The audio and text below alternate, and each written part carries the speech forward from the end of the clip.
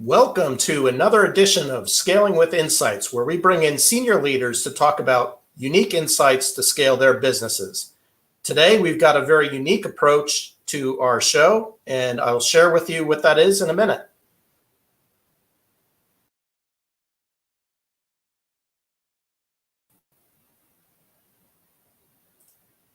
Welcome, everyone, to another exciting edition of Scaling with Insights. And for Veterans Month this month, I've got a real special guest today who is a great American, has been a veteran advocate, and has also been an executive both at IBM as well as SAP, has had a lot of experiences, but one experience in particular that I have really studied with him and with others is his experience as a Vietnam POW. He's been one of the junior officers there as a POW, and he's had to deal with adversity through a time like this where we're not certain when things are going to end. Now, it's a lot different now than it was for him then, obviously, but I am really, really excited and honored to bring on a great American onto the show, Ralph Galati.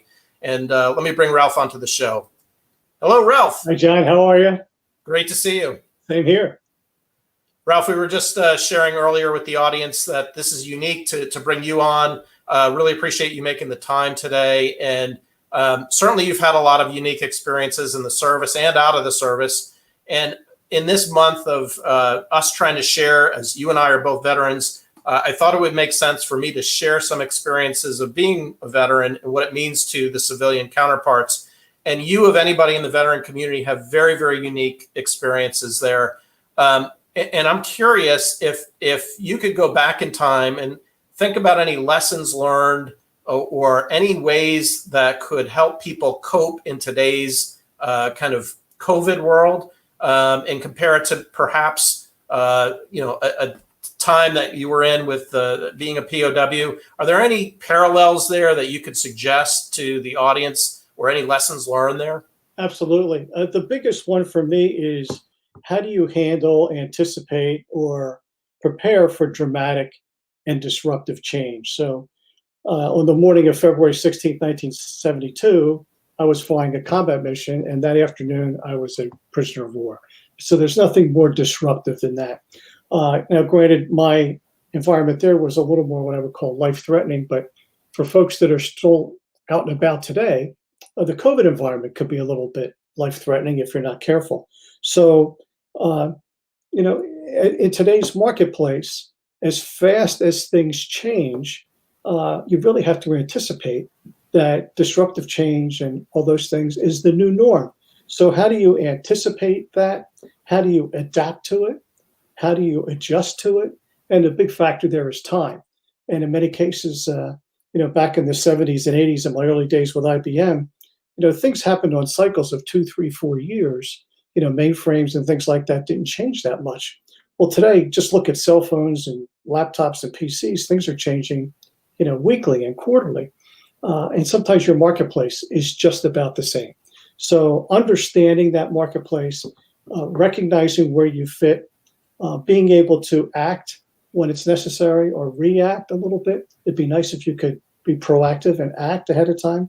But being able, preparing for that, having a strategy, so that, like an example, a COVID strategy, so that when the world opens up a little bit, not that there will ever be another normal, that you could execute quickly and hopefully get ahead of your competition. So a lot of it was preparation, resiliency, especially right now with COVID, woe is me does not work.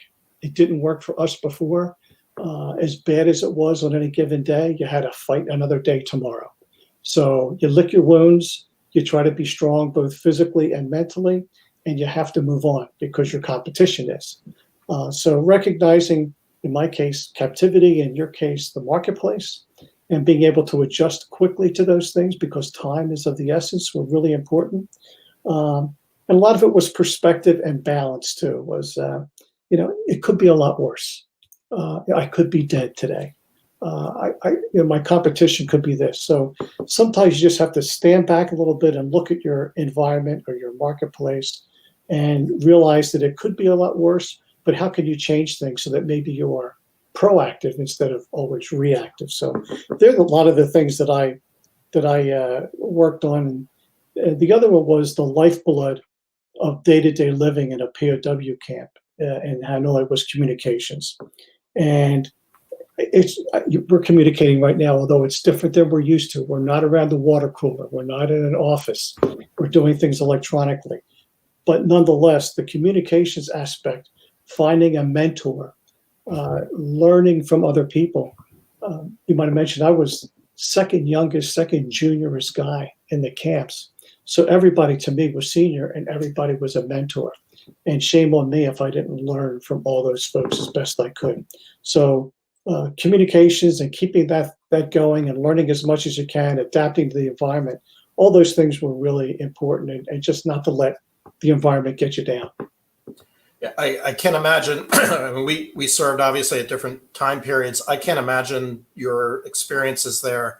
I would guess that one of the issues is you didn't know when it was going to end.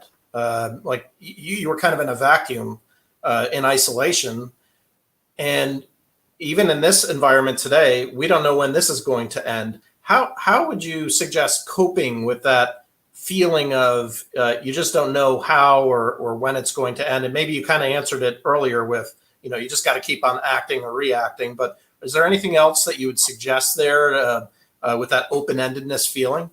Well, a little bit was just preparation. We had to be prepared any given day that we could be yanked out of our cell for an interrogation or punishment or some piece of propaganda. So you had to be mentally and physically ready for that. And I think that's the same as where we are today. If for some reason a dramatic cure is found and you could get inoculated tomorrow, what would you do different? How would you get back into that marketplace quickly to be ahead of your competition? So have you read the tea leaves correctly today? Are you ready to act quickly, or you're just sitting back waiting for something to happen and say, well, I think I'm still 6 months away. I'll be okay. The fast responders, the readily adaptable will probably win in the new marketplace. And a lot of it is just, really just being prepared. And the other one is just being prepared to execute. I think one of the things that I have noticed in my business experience was some people and companies tend to be very analytical. They tend to do a lot of studies and analysis and white papers and everything else. When the time comes, they are not prepared to execute the plan. So having a plan is great. Executing it is the differentiator. So, really that taking prudent risks is something that I learned a lot about you can't always be defiant in an interrogation. Sometimes you have to see what the environment is giving you and know when you can resist strongly or maybe when you have to fall back a little bit. So taking prudent risks in the marketplace is really good. I use the word prudent a lot. And the other one is I talked about execution. Acting is important. When in doubt, act. Never do nothing. And I think if you're smart, you've done your planning, you have your strategy ready to go, you're making good conscious decisions, you're understanding prudent risks, and when the time comes, be ready to act. And that's what we learned as well, was we never knew what was going to befall us on any given day, but depending on what it was, we had to go to plan A, plan B, or plan C, and be ready to execute quickly. And that might change day to day, and we had to do our best. That's excellent advice there, Ralph, and a lot to unpack there. Thinking back to who else was in that camp, I think you have shared with me one-on-one that even John McCain might have been a few cells away from where you were. Were there any attributes that you saw from your leaders that were in that situation that you thought were, either really, really good or really not so good that also apply to this kind of environment? Yeah, a lot of it was leadership. The other one was just resiliency and adaptability. I was there 14 months. John McCain was there 5 or 6 years, and the longest term guy was 8.5 years. And when I got a chance to meet them, to see how well they had sustained themselves, to see how well that things like honor and dignity meant a lot. They're kind of soft terms to us, but their job and our job was to return with honor. And they did that for the most part. they also realized that everybody had a breaking point. It's really hard to resist when you don't have your wits about it because of sleep deprivation or food deprivation or punishment. And somehow they had to overcome those feelings of guilt a little bit when they felt like they didn't do their best on any given day, in a sense, didn't do their job, didn't adhere to the code of conduct as best as they could because of other issues. And so you had to overcome not just captivity, but these other issues of guilt and feeling bad for yourself. And so I learned a lot from watching their behavior, how they did all those things, and how they were looking forward to coming home. For POWs, it was different than Vietnam vets in general, in that we were actually welcomed home. So when we relayed that message to them, that was a really big motivator to realize that they had not been forgotten or abandoned. So a lot of it was just about behavior and dignity and honor, and every day having a plan of resistance. We might call it a different plan or a strategy for marketing.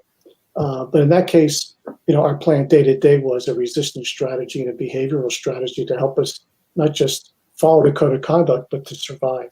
So I learned that a lot from them. And of course, our behavior as younger guys was to do our best so as not to offend, but also to maintain the dignity of those that went before us. So how poor would it be for us to not do our best when those guys gave so much? So we were driven by that as well. That's fantastic advice. And it's such a different time period back then. Again, I can't imagine kind of the welcoming back or the reintegration challenges that existed with our society back then versus now. I mean, now it is still fairly challenging with that military and civilian integration, but a very, very different environment back then in the 70s than perhaps today. Fortunately, much better today, right? Yeah, I can imagine. I've studied that and read a lot about that, and yeah, it looks dramatically different. Yes. Dramatically different. So, Ralph, maybe to conclude here, and maybe shifting gears a bit on a personal level. We're all kind of sequestered right now, but is there any fun activity that you're able to do right now in our sequestered state of COVID that you're able to do that you weren't able to do before, perhaps? Well, events like this are great because they keep your mind active. So it's easy to get debilitated if you're not careful, especially when you're retired like myself. So finding that. The other one is, in many cases, is just testing your limits. Pushing myself a little bit beyond where I would normally go. And the last 10 years or so, I've focused mostly around veterans issues. So either helping veterans get their benefits, or through the foundation I work for, helping with veteran suicide or family support or PTSD issues, doing a little bit around getting some money for veterans scholarships, because not everybody qualifies for the GI Bill. So my time right now is spent always in that sphere and space around support for veterans. So that keeps me active and rejuvenated. That's excellent. And I think you mentioned to me you're on the board of JDOG right now. JDOG Foundation, correct, yes. So I imagine you're keeping quite active here with trying to push yourself and, as you said, and push your limits there. But Ralph, I really appreciate you making the time today. First of all, thank you for your service. Welcome home. And what an honor it is to have this conversation with you. I greatly appreciate not only what you're doing for veterans today, but what you've done for America in the past. So thank you. You're very welcome, and good luck to you as well, always, Jack. If you like this episode, like and subscribe below. Thanks for watching.